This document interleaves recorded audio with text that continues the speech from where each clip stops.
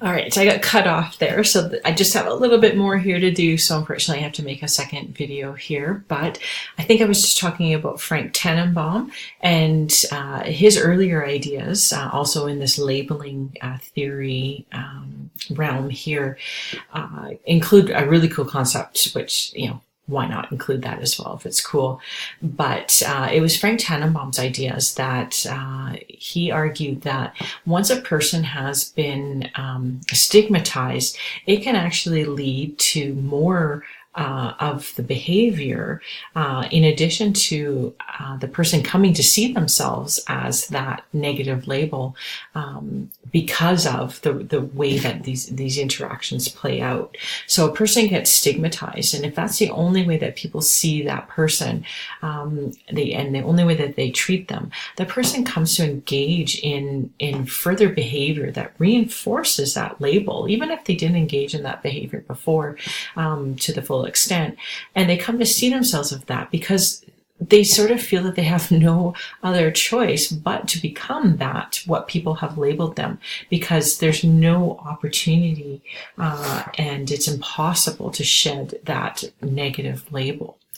And Frank Tannenbaum called this continuance commitment, and it refers to this idea that a person gets to a point, from repeated and interactions with people, labeling and treating them, in accordance to that negative stigma, the person, it becomes impossible for them to choose a new or positive identity. So they kind of give into that deviant identity. And, hence, as I just mentioned, some research has shown that people who are poor, come to feel dependent and worthless, and, likely didn't feel that way about themselves early on in the process, but it's because of that continually labeling and stigmatizing and bad treatment that they come to adopt that as part of their identity, because they have no other choice. And the really cool concept is this notion of the dramatization of evil, which is really just this process of making a deviant. And it sort of rests on this assumption that people are not inherently deviant. So, as I said, that these theories have been quite commonly applied to crime. So people are not inherently bad, they're not inherently criminal, but it's through this interaction process, through this labeling process, that we as society make the criminal, we make the deviant. And so that can apply to our look here at poverty as well, and those who are impoverished. We make the impoverished sort of existence possible because of our interactions with people.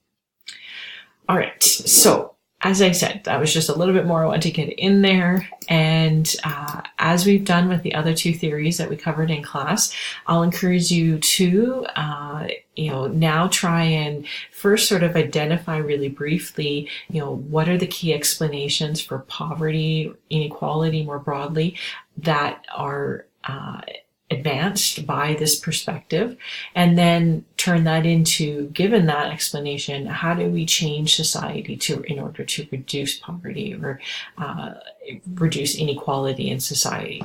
And because we're not, face to face, I thought I'd give you a little bit of a prompt here.